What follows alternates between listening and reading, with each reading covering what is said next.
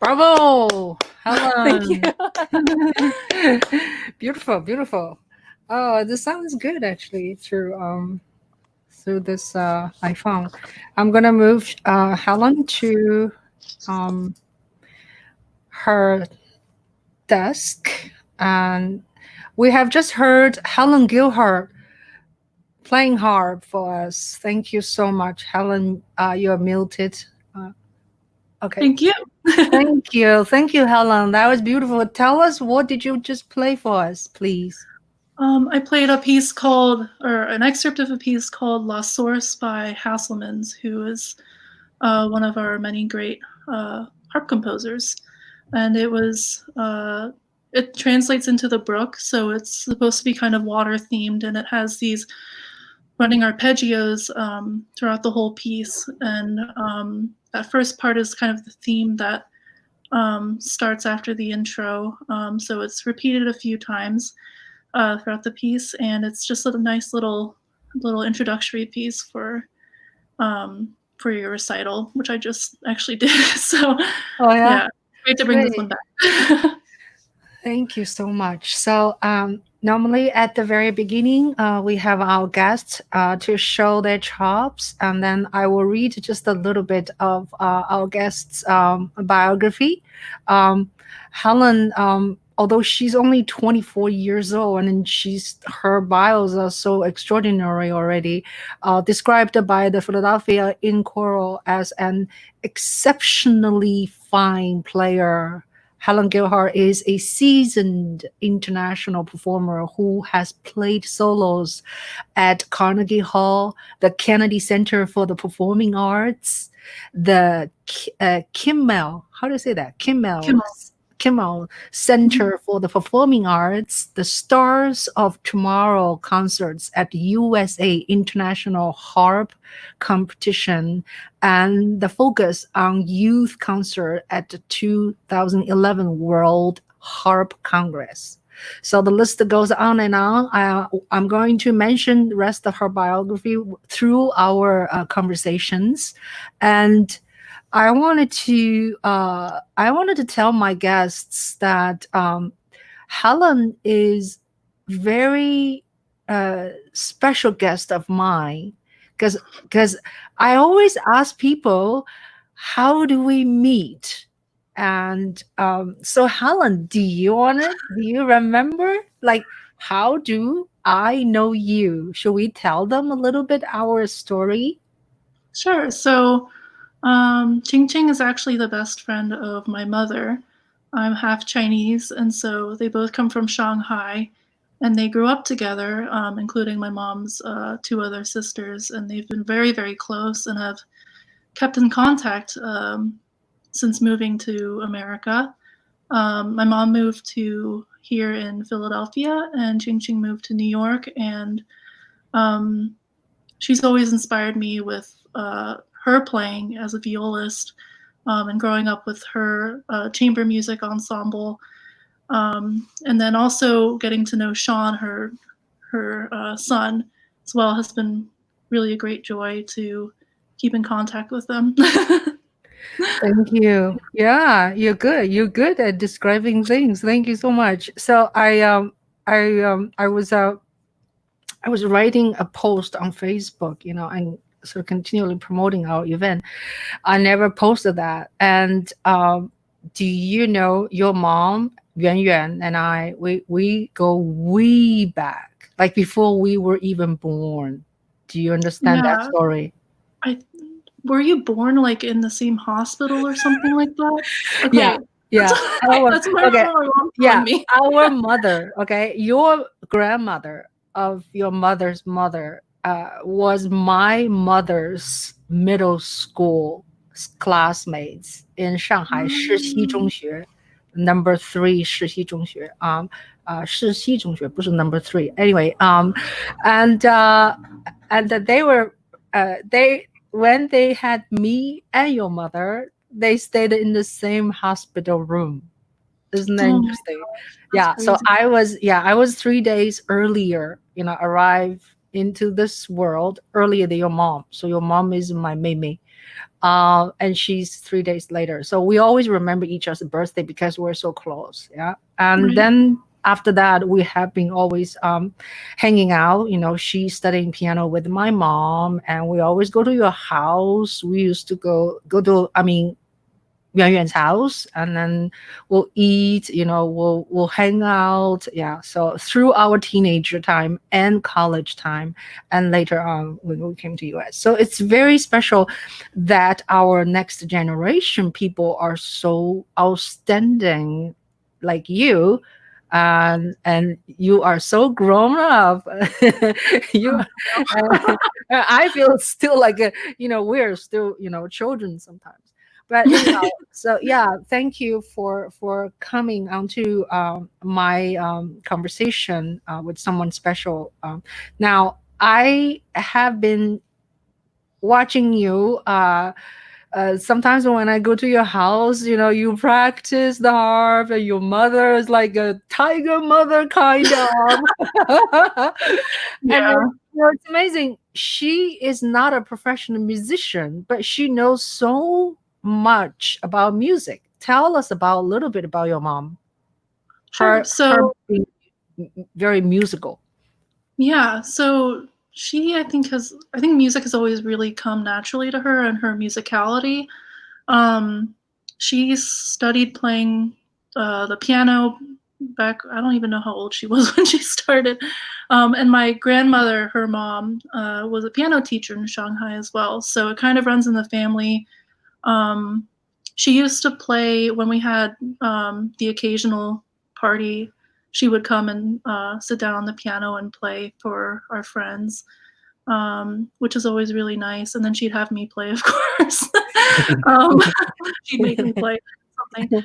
Um, but yeah, throughout my childhood, practicing, she insisted that I practice with her, which was not my favorite, but was probably for the best.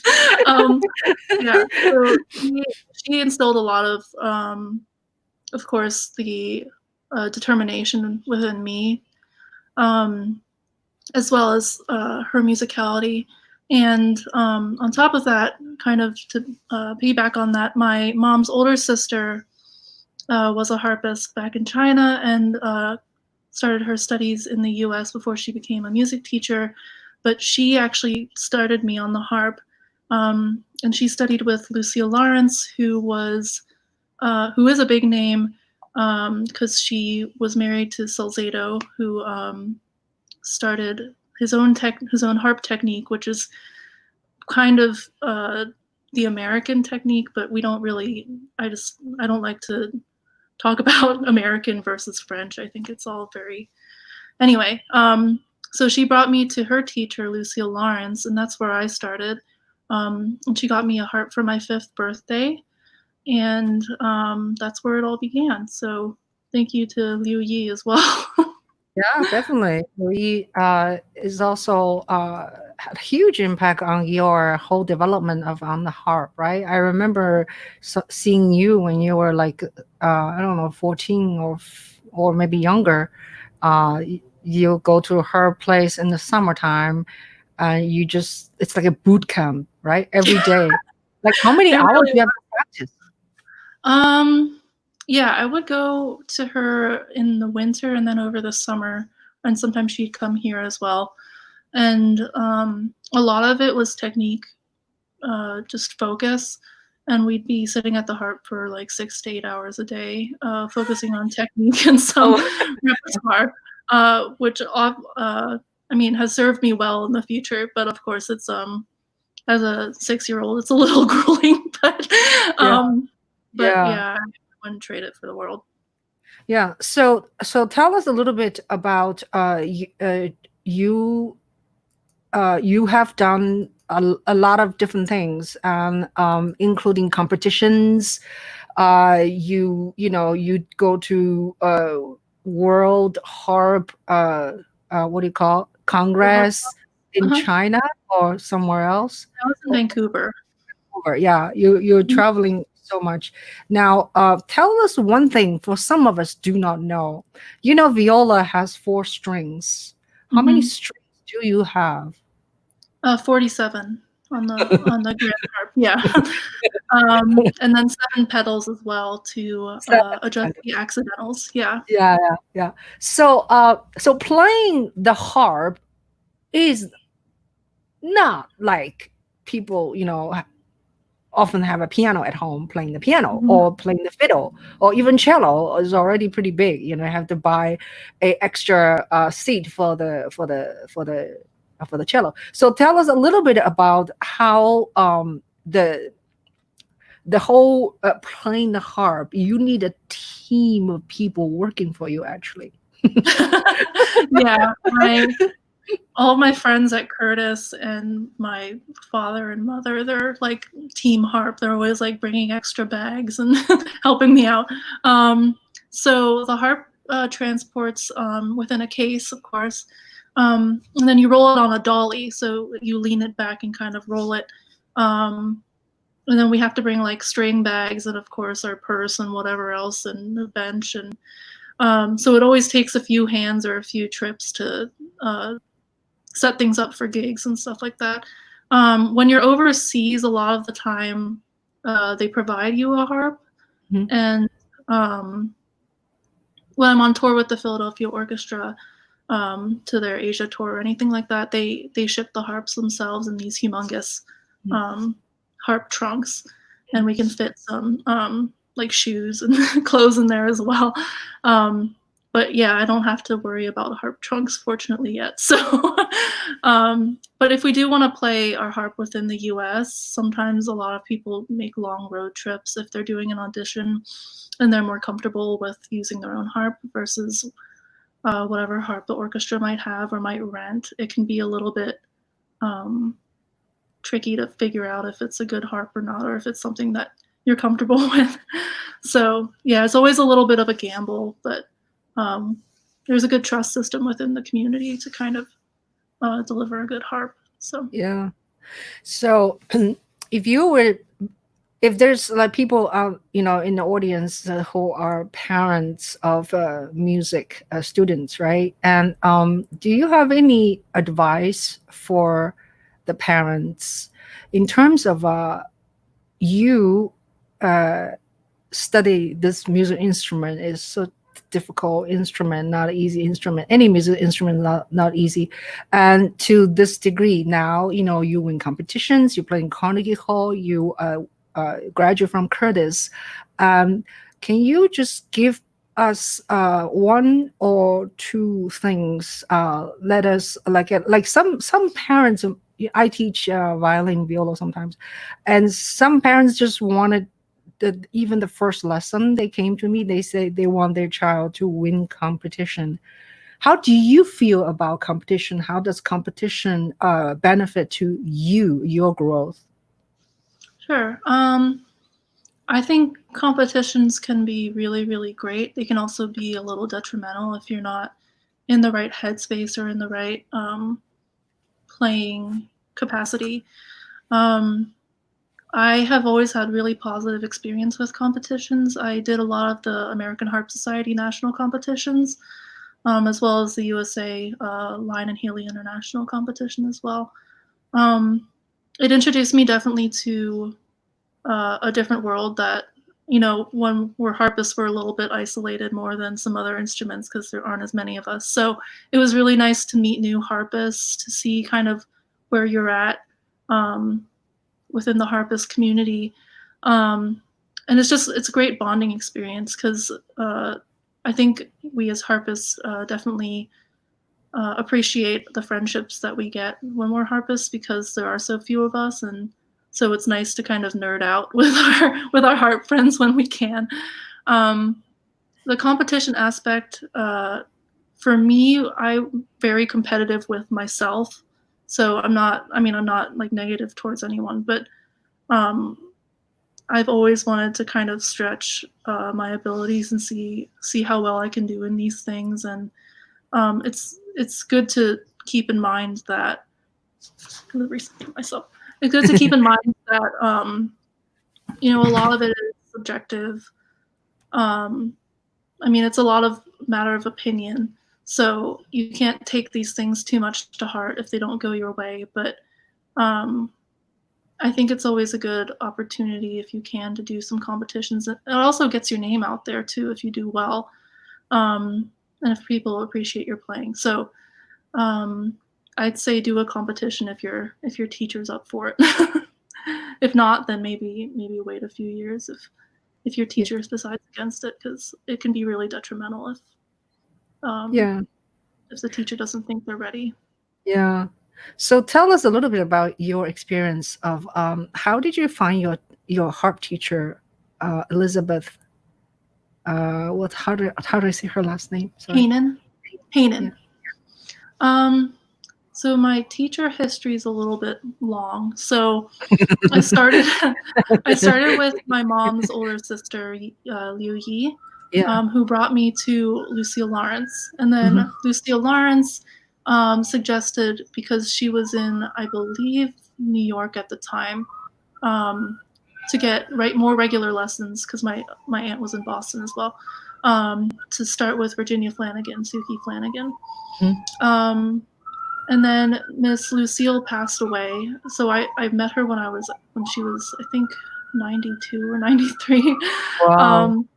And then once she passed away, I went to Dewey Owens, who was a wonderful arranger, a wonderful person, and I believe a student of Lucille's as well, while studying with Virginia Flanagan. So. And then Dewey Owens passed away because I knew him when he was fairly old. So once that happened, then I looked to Judy Lohman, who was teaching at Curtis, who was a student of Salzato's. Salzato started the harp studio at Curtis, and she went to Curtis and studied with him. So so I took lessons from her. I would go into the city and have the regular lessons back at home with Virginia Flanagan. And then Judy wasn't there all the time. She would fly back and forth from Canada to Curtis to teach, and she would be there maybe a day or two and then fly back to Canada. So with her crazy schedule, she suggested I look to Elizabeth Hanen. So I took some lessons from her, and then Suki Flanagan moved to Maine. So I started lessons with Elizabeth Hanen, and she has been my regular teacher for maybe 4 or 5 years before I went to Curtis, and then studied with her there at Curtis. Wow. So. Amazing. That's a long journey, and finding teachers, it's not an easy path, right? It's hard, and I find that teachers kind of make or break you as a student as well, because you can have a kid that wants everything, they really want to make it in the musician world, and if they don't have a good teacher, it completely fails them. So I've always found that investing in a teacher as much as as an instrument, the cost of an instrument, I think, is just as highly as important. So, if not more. Yeah. Well, Curtis is one of the, if not the best music institution, educational institution in the world, right? It's famous for smallness. It's in Philadelphia, and once you get in, your tuition is all covered. You're a fellow. Um, Tell us a little bit about when you auditioned for Curtis. How did you feel? Did you feel like you're just like the rest of the musicians and you just have to compete with them? Or did you feel really comfortable that you are on the top of the ranking? Um, I think, to be quite honest, I didn't know how big of a deal Curtis was when I auditioned. And I didn't realize how hard it was to get into until after I had gotten in. So, I mean, I was very, very nervous. But I had just finished I think I had just finished my Philly Orchestra sub audition and a few other performances. And at that point, I was like, I guess I was just tired. So, I was nervous and I never really felt a competition. I just felt like I had to do my best and like, that's it, that's all you can do. Yeah. Do So, you remember I was in your house actually when you mhm. got the envelope, opened the envelope? It was the official letter said you're accepted. And we Yeah. take pictures with that. And then the funny thing was, you're like, can I say that? You're like, oh, your parents like, we don't even know we're going. we Yeah. don't know. We don't Yeah. know. I was like, damn, Yeah. Uh, Yeah. yeah, I mean, yeah. I was on the path to do academics, and Mhm. Curtis was. I know this sounds stupid, but Curtis was the only music school I applied to. So, um, I 中国人说好 I 牛 know. 哦，牛，听得懂吗？ Um, hmm? 牛听得懂，中国人说好牛。中国人 Chinese people say very 牛。牛 means Who's new? very like 牛 means someone just so confident with Oh. themselves. 牛 like a cow, like a bull. Oh, yeah. Okay. 牛. New. So, but a segue, I tell you, I don't remember if I told you, I actually was accepted by Curtis in 1980. Yeah, you did tell me that. Yeah, Yeah, that's I wonderful. did not go because, I was in China. I didn't know better. Oh, okay. That's I really funny. yeah, but We anyway, have fairly similar stories. yeah, so finally you have other choices like going to state, Penn State or some other places. So you did went to Curtis full time, right? Or you also study at somewhere else? No, I went to Curtis full time. Okay. Was it Yeah. hard? Is it like a curriculum, or is it easy for you? I went to a college preparatory school in high school, so I didn't find it too difficult. I found that a lot of my classmates were homeschooled, so I think them getting used to uh, the school structure and time test taking and that sort of stuff. I found that they had a little bit of trouble just getting used to that. I had more issues with imposter syndrome. I didn't feel like I was supposed to be there at all. What I does that felt mean?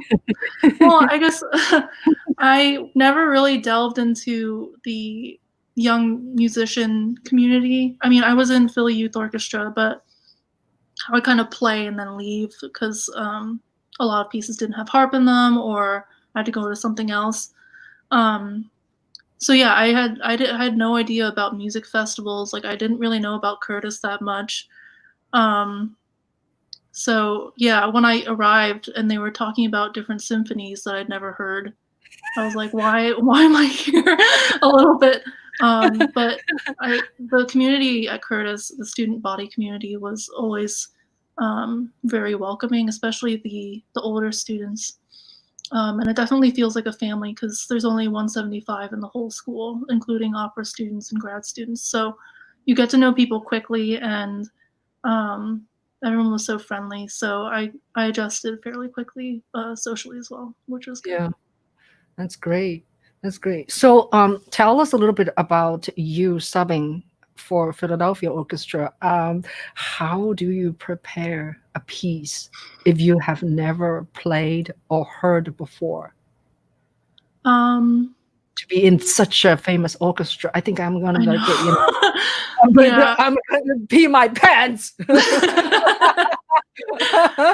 Yeah, I know. It's so nerve-wracking. Yeah. So how do you prepare? I You That's a good listen. question. I listen a lot. I look at scores to kind of see who I'm playing with, if I'm accompanying or soloing, hopefully, Mhm, uh, or just kind of being a percussive instrument. Because a lot of times harp is not really a lyrical instrument or a solo instrument within the orchestra. A lot of the time, it can be kind of percussive, and they use a lot of our composers use our bass notes a lot to kind of fill up the sound. So, um, yeah, I do a lot of score study and uh, practicing, obviously, the part. mhm, Um, I play with a lot of different recordings as well, mhm, because people can take a lot different tempi. mhm. So it's good to not get caught off guard in that case. Yeah. And then I also talked to a few of my friends in Philadelphia who are also harpists. They're a little bit older than I am and more experienced. So um, if I don't know a piece and I talk to them about it, they might be like, "Oh, well, check out this part," or Mhm, "This part's a little tricky." mhm, So we have a really good friendship and community of harpists even within Philly, mhm. and we all kind of have our backs that way and can get markings from each other. So that's kind of how I prepare. Yeah.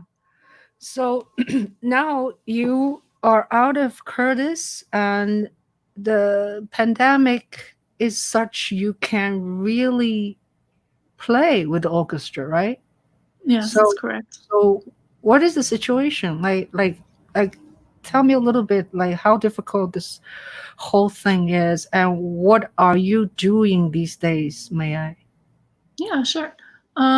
So the last few weeks before the pandemic hit, I actually got to play with the orchestra 3 weeks in a row, which was really amazing. Um, and then the week before everything kind of got shut down, I actually went to play in Baltimore with the Baltimore Symphony. I was subbing in for a friend. Um, and then when things got shut down, I didn't get to play the first concert. So I just missed that. Mm, Um, but yeah, all of our freelancers are really struggling, I think, in finding places to play and groups to play with because of everything that's going on.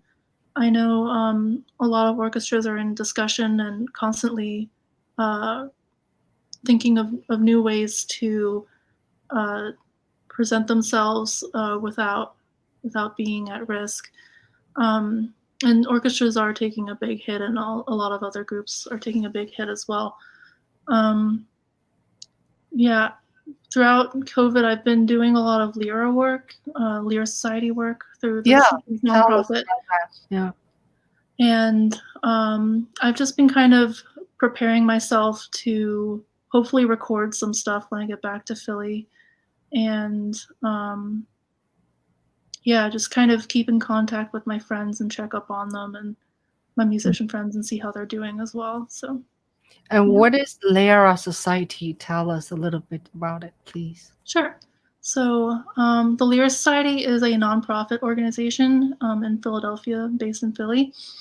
And we bring free harps, free harp lessons, free harp presentations, and free college and financial aid counseling to students in the Philadelphia School District.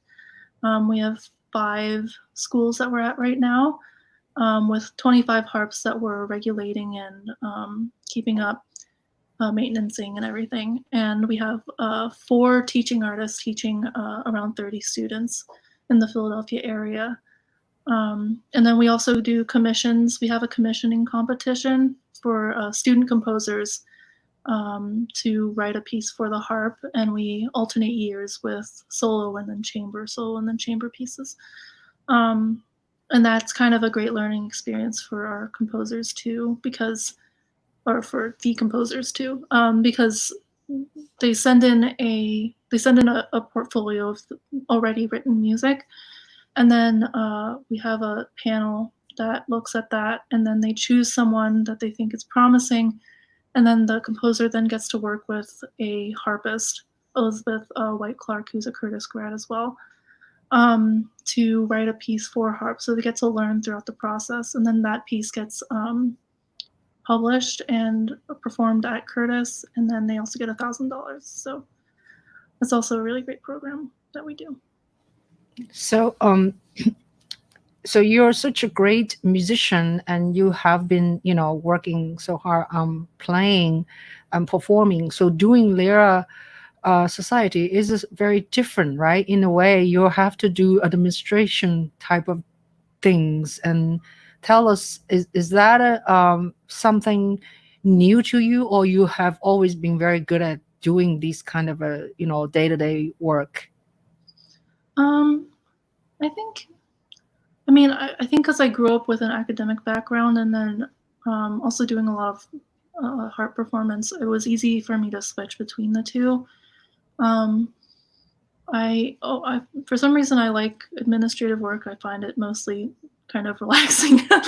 And so I know that sounds a little crazy, but I've been I've been volunteering for Lehrer since I was in middle school.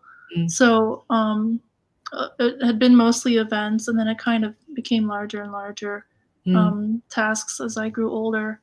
And then I was director of education when I graduated Curtis for a year and a half. And then I became executive director the year after. So,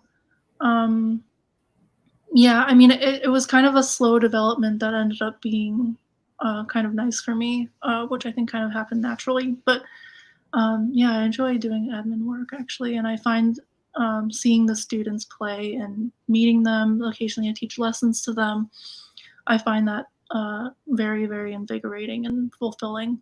And then that also inspires me to play as well. So it's nice to have those two faces. Great. So do you still remember about 2-3 years ago, we came in a snowing day. You showed Sean, my son, Curtis, and the streets, and it was snowing. It's beautiful. I got a very nice shot of you guys walking on the street. I remember that. So Sean did not get into Curtis, but he got into Juilliard. Now he's going to be the third year. For people like Sean, now that you already graduated and you're already a musician in an orchestra, despite the pandemic, do you have any advice for young musicians like you? Like, how do they plan their path? How do they prepare themselves? Yeah, I think musicians have the mindset, I think when they go in, a lot of them do anyway, of doing whatever it takes. And if you have to move, you have to move, and that sort of thing. Which I think is kind of a good mindset to be in, because I think the difference between maybe an office job and being a musician is the fact that you have to be extraordinarily flexible. So I think being flexible is a really good trait to have when you're coming out of school. And I was going to say something else, and now I forgot. Oh, and kind of finding your niche, because there's a lot of harp players, there's a lot of violin players out there. You have to find what makes you you, and what people can identify with you, whether it's kind of new music or playing Chinese music, or going into admin and doing that sort of nonprofit work, or doing both, or teaching. So there's a lot of avenues to make money and kind of support yourself on being a musician. You just kind of have to open yourself up to all of them and not feel like you're something's beneath you or above you, because really the world's your oyster if you just kind of make the connections and talk to people. I think people are way more willing to help out and give advice than a lot of people think, which has been kind of, I've been lucky in having that as well as I became executive director. Mm-hmm. Excellent. Would you like to play for us a little bit more? Sure. I'll play an excerpt of a Chinese piece that my teacher, actually Elizabeth Hainan, had brought to my attention. She has a recording of it on her album called Home. And it's called Chunjiang Hua Yue Ye. It's a traditional Chinese piece. Yes. And it employs a lot of different effects on the harp. And I tried to kind of angle my camera towards where you could see them, but you can't see all of them without giving me a double chin on the camera. So you might miss my hands a little bit, but yeah, okay. I'll try to frame it correctly. Okay, great.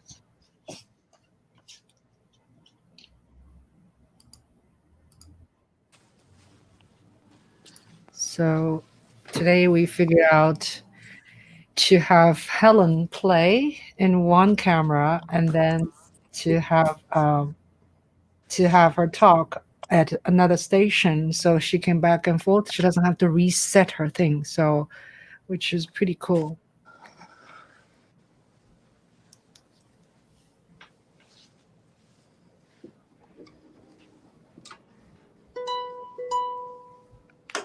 I had a string break before this video. Oh, so. Okay. I was wondering if I can bring you just you. No, I can't. I can bring me, but I cannot bring you. Yeah. Okay.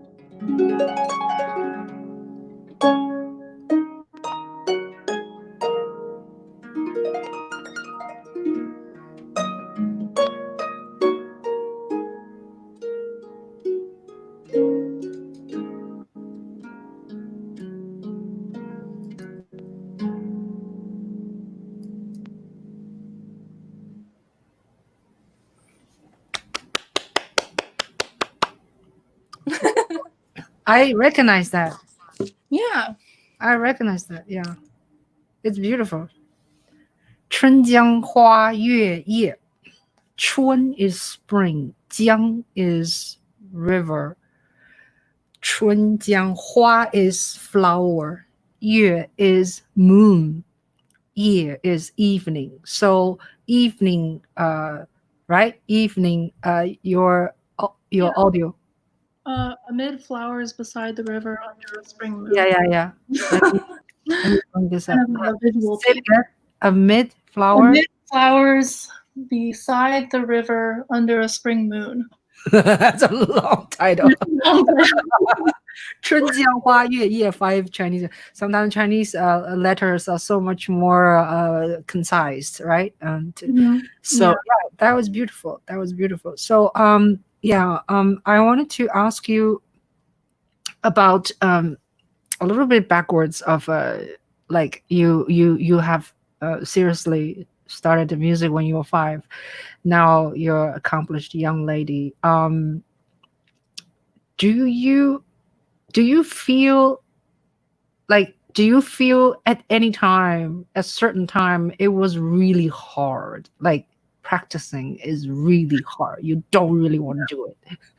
Did you feel that a little bit? Oh, yeah. I think that I think for most of my life, I started piano when I was 3, Uh-huh. and then I started harp when I was 5, and then started focusing more on harp and quit piano at 3. But yeah, a lot of my life was practicing, and my mom pushing me to practice more. And I guess I didn't. I always enjoyed performing and playing the full piece and kind of expressing myself that way. But the practicing part and the development of the pieces can always be a little grueling, especially when you get to the um, after the part where you're excited about playing a new piece, where you actually have to start working on it and developing it and memorizing it. That part always was tricky and difficult for me to kind of fight through. But now, as I've gotten older, I've found that part a lot more gratifying because it develops your musicality, and what you want to kind of do with the piece starts developing a little more. Um, the ideas that you can have with more life that you've kind of experienced can help with that development of musicality, and you can feel a lot more free in developing that musicality. Um, and it's nice to have that freedom to kind of develop your own thoughts about a piece too. Um, so I find the process a lot more exciting as I've gotten older as well. So Thank you, thank you. So now I wanted to just mention a couple of things. The whole idea of having speaking with guests. I've been doing this for since lockdown, since the middle of the March, and so now we're narrowed down to Monday and Wednesday, 4 p.m. Eastern Standard Time, and we have featured many people.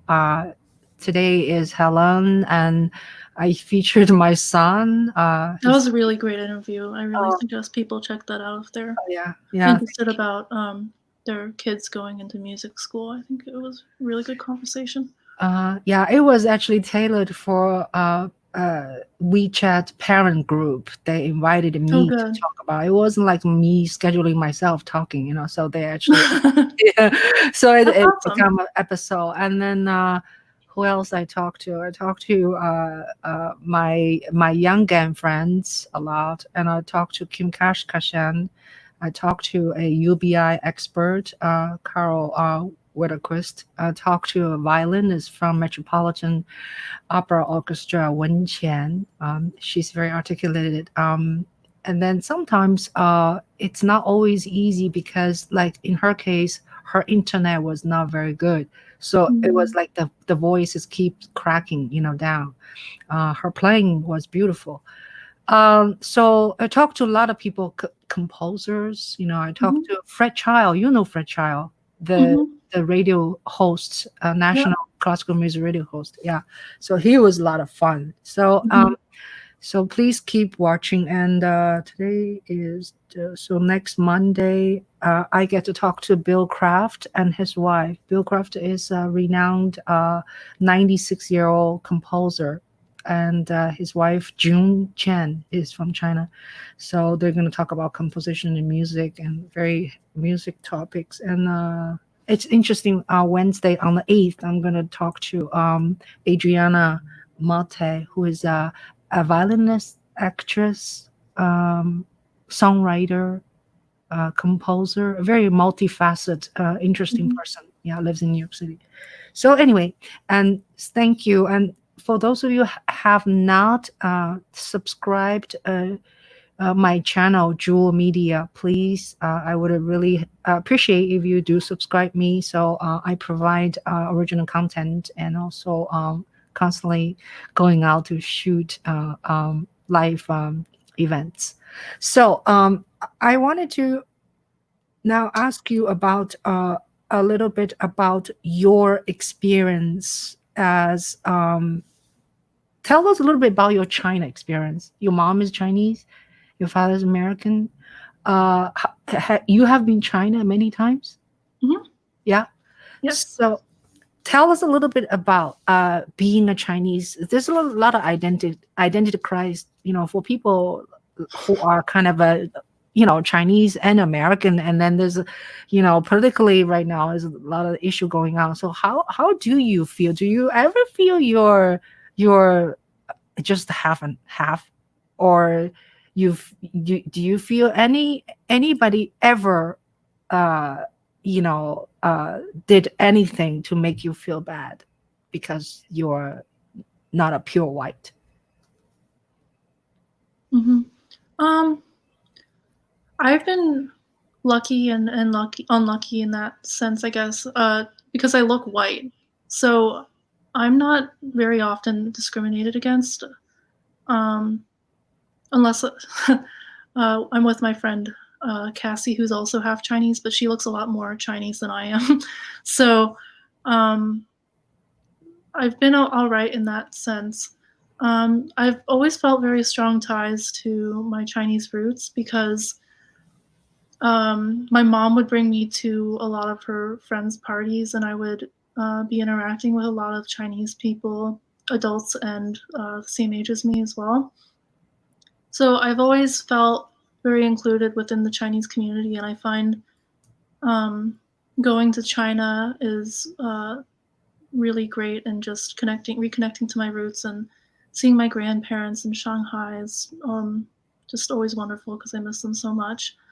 Um, and having the opportunity to go play in Shanghai and have my grandparents finally see me perform with the orchestra was a really big deal for me because um, they never got to see me perform. They came when I was younger, but haven't seen me perform since, really, besides the occasional video. So when the Philadelphia Orchestra hired me to sub on their Asia tour in 2017, we got to go to Shanghai, Beijing, and Korea, and we played Petrushka in Shanghai, and so they came, which was really, really wonderful. So yeah, I always enjoyed being half Chinese. I think it's a good part of me. Yeah, wonderful, wonderful. So now I've seen you coming to New York City, play in Carnegie Hall. You also did these youthful program like Around the Top. Is it called Around? From the top. Yeah, From the Top. Tell us a Mhm. little bit about that. Do you think it? How did that work? Like they have audition like Mhm. every year, so people can audition for them and then get to play it on the radio.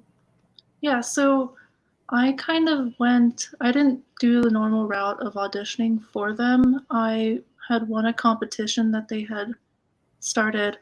Um, it was called I think the Big Break competition, and it was run by Carnegie Hall from the top, and they use YouTube as a platform for young artists from across the country to send in their tapes and have people vote on who was going to win. And then they selected a few runner ups that they thought deserved as well. And my best friend now, we reconnected in Tanglewood, Marcelina Suchocka, who's a fantastic percussionist. She won the competition. And then we had 3 runner-ups. It was me, Brandon Cho, and Gideon Broshi, who's a fantastic pianist. And Brandon's a budding cello star at the moment. And so we all convened and played in Carnegie Hall. And then the next day played at the Green Space in New York City, and that's where they filmed or recorded the From the Top episode. So yeah, it was really a rewarding experience, and getting to meet new people was just wonderful. So yeah, that's great. That's great. So, do you? I was just wondering, your parents are not professional musician, although your mom is very knowledgeable, but they are very accomplished scientists in their way. mm-hmm. Do you ever wanting to do something else other than being a harpist? Yeah, I mean, I envisioned a completely different future for myself, to be quite frank. Not that I'm yearning for that now, but yeah, as I said before, I applied to academic schools, and then Curtis was just kind of an idea, just to see what would happen. And yeah, I did really well in science fair, and I was super into science fair when I was in high school, along with my harp studies. So I thought maybe I'd be a scientist or something like that, like both my parents. But I ended up going a completely different route. So, but yeah, sometimes I think about that, and I think a lot of musicians go through that. 你下来一点点，你下来，你稍微下来一点点，对，因为有一个 logo 在这里。Okay, sorry. Yeah. So. Yeah, sometimes I think a lot of musicians go through the crisis of like, what am I doing? Should I be a musician, or should I be doing something else that's a little more like 9 to 5? And that still crosses my mind sometimes, but I've found that this is like the most fulfilling thing for me, is having these opportunities to sub in orchestras and being part of a collective whole, and putting that on for people, and giving people a safe haven. That's different from their usual day, as well as my nonprofit work, the Lehrer Society work. That's just been so fulfilling to me that I don't know how I can see myself doing really anything else at the moment. So yeah, I think I've always thought about the college process as kind of like a crapshoot, but once I started going to Curtis, I was like, wait, I think I'm supposed to be here. So if you're in the college process or about to be, trust the college process, because I think it lands you where you need to go. So Wonderful. Harp is really, like we mentioned earlier, right? Harp is an instrument not everybody can afford, even price wise or size wise, or it just takes a lot more resource to be able to play the harp. And you're very lucky, you play so well, but you also so lucky to have people help you in your home and your family. So shall we do I think we covered a really great deal of topics. Do you have anything you wanted to talk about, or we haven't touched? I think just to kind of talk about what you were saying about resources, and I think with the nonprofit, that the Lehrer Society that I'm helping run, we want to make the harp a more inclusive instrument, and one that is not just for the blonde white girls of the world. We hope that it'll become a more inclusive instrument, one that can be more affordable, as these kids are getting lessons for free from some of the best teachers. And I think that music education, no matter what it is extraordinarily grounding and important for a lot of these kids who may not have that grounding somewhere else in their lives. So, yeah, I'm excited about the work that Lehrer is going to be doing and that has already been done. And thanks for having me on this again. Thank you. Thank you. So, should we do a rapid fire? Sure. Yeah. Oh, do you want to play more? You want to play one more thing? We have time. Can is it okay for you to give us a really quick quick demonstration, like Sure. your right hand, your left hand, and then of course we can see the feet right now because the camera angle. But Right. just give us a very quick, sort of a tutorial. Okay.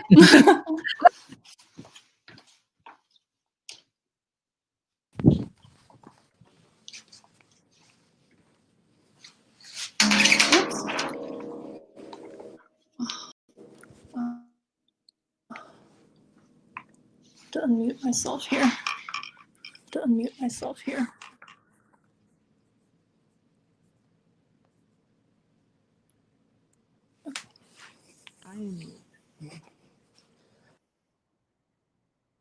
Whoops.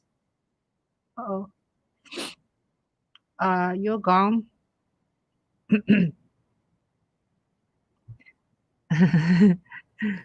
Sorry. Okay. So, you kind of, a lot of harpists have a piano background because it does help. Yeah. And it's not a very natural position to be in on the harp. So you curve your fingers and you have Yeah. them kind of slanted down. And depending on your teacher who teaches you technique, your elbows can either be by your side or up. And then I can bring you down here. And there are these pedals. Multitasking. There's pedals. There's 3 pedals on the left side and 4 pedals on the right side. Okay. And each corresponds to a string on the, or octaves on the harp. So if I press down the C pedal, you can see there's, wait, where is it? Okay. You can see that there's something moving. Where is it? Oh, this is so difficult. There we go. Filming yourself. You can see Oh yeah. moving here. Yeah, it's moving. Right. So it shortens and lengthens the string. Yeah. Depending on where you. Yeah. Depending on what. There's so much multitasking going on. Yeah.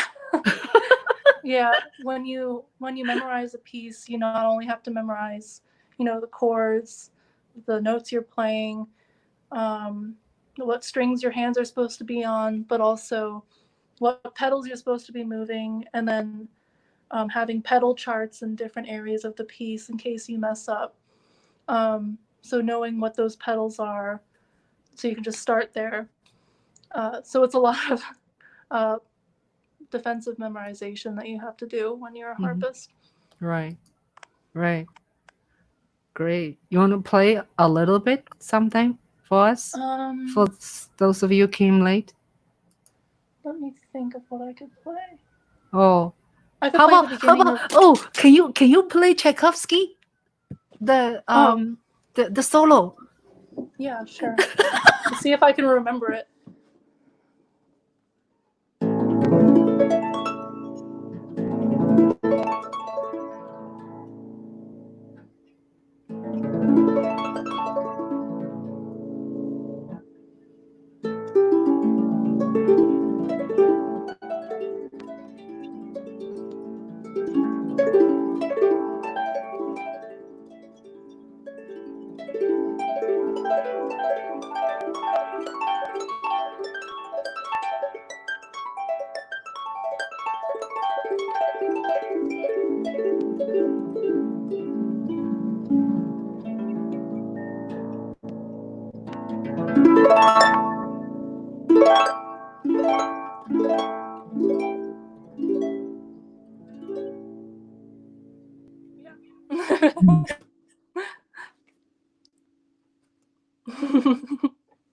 Sorry, but for some reason my mute. I was singing the string part. Yeah, beautiful. Yeah, that's like put you on the spot without practicing. Wonderful. Anything else you want to play? Not particularly. I'm getting ready to record a Chopin piece, the Fantasy Impromptu. All right. But it doesn't translate very well. It sounds like mush kind of on the video. So, yeah, on the mush, yeah. So any orchestra part is like really stunt. Those roll. What do you call those? Are there words for that? Rolling arpeggio. Yeah, lots of arpeggio. Yeah. And can you play the piano without practicing? Can you just like switch around? I mean, it's very similar. Okay. In that perspective, because your fingers are curved, you're using your finger action. Yeah, it translates very well from harp to piano. Okay. So it's not too much of a mind switch. Yeah. Wonderful. Yeah. Wonderful. Okay. So I have some rapid fire for you. Should we just do it right here? Sure. Okay. So I do rapid fire with my guests just for fun, Let's see. Okay. All right. All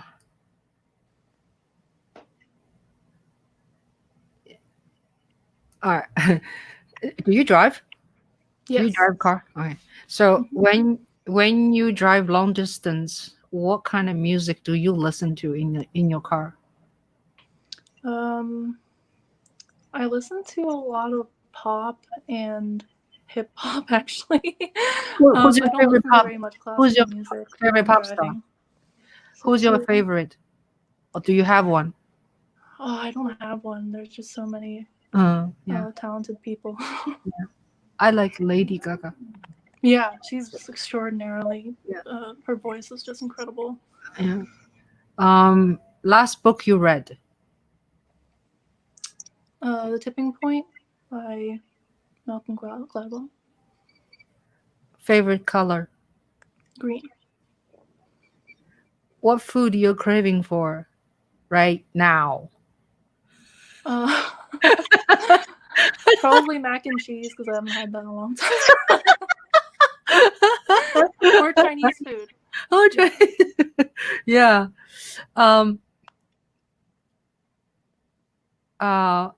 Oh yeah, I already asked you a question like that. Okay. Ice cream flavor. Mint chocolate chip. Country you would like to live for 6 months at a time, other than United States. Maybe China. Yeah. Or Korea. Korea. Interesting. I enjoyed my time there, yeah. Yeah. Music you still want to learn, like repertoire? Or you know everything? No. I want to learn a lot more Chinese pieces actually on the harp. Yeah. Interesting. Yeah.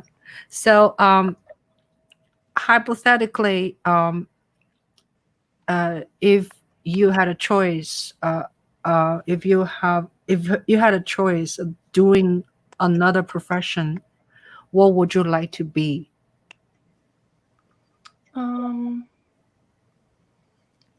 Maybe music producer or something in the music realm. I always found production to be extraordinarily creative and interesting to watch people create songs. So even pop music, yeah. So do you teach harp student now? Yeah, I do teach a few. I haven't really opened up my studio. Are you a strict teacher, or are you a nice? I shouldn't say not nice, but some people are very strict. Some people, like your aunt, very strict. Mhm. Yeah, I mean, it depends on who you're teaching, I think. Like when kids first start out, you want them to stick with it, so you're not going to be aggressive towards them. But as I think when you get older, especially if you develop an interest and want to go to music school, then there are higher expectations that you hope will be fulfilled for those kids. Mm. Spicy food or not spicy? Spicy. So the Chinese in me. You like bubble tea? Yeah. What flavor? Just the original milk tea flavor. Um, you're 24 now. You're allowed to drink. Hmm. Do you drink alcohol, and what alcohol do you drink? I don't drink very often. Maybe just socially. Mm. I like my vodka sodas because it gets the job done with few calories. So that's, that's kind of Vodka my go-to soda. drink at a bar. Good to But know. I like white wine too. Yeah. Last question: coffee or tea? Coffee. Great. Well, thank you so much, Helen. You are a gem, and you're my best friend's daughter, and there's nothing better than that. And I thank you so much for talking to me and to deliver your music to our audience. And that was really lovely. And Thank you so much. yeah, And thank you thanks for for being your support throughout my whole life with my music career and my family. So thank you for having me on here. Thank you. Thank you. Say hi to your mom and I say hi will. to your dad for me. Yeah. So, yeah.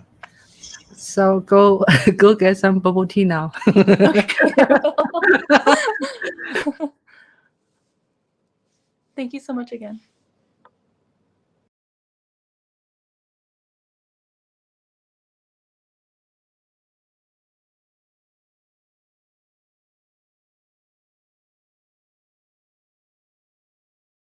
Oh, please consider subscribe my YouTube channel.